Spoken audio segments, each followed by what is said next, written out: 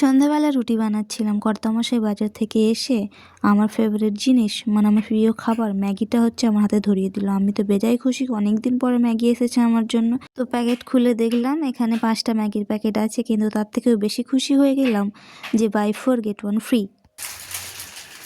By 4 get 1 free. আজকে আমার রাতে ডিনার হচ্ছে ম্যাগি, তাও দেখো বাই 4 গেট 1 ফ্রি।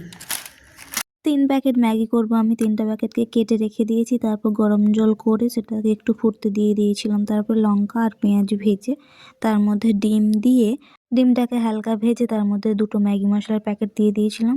তো তখন স্বাদটা একটু কম কম লাগছিলো, তারপরে আবার একটা ম্যাগি মশলার প্যাকেট মিশিয়ে দিয়ে তার মধ্যে দিয়ে দিয়েছিলাম ম্যাগিগুলো একটু বেশি সেদ্ধ হয়ে গেছিলো আমার মনে হচ্ছিলো, কারণ কড়াই চিটে যাচ্ছিলো। তারপর আমি ম্যাগি করে নিয়ে চলে এলাম খেতে। গোড়া গোড়া হয়ে গেছে।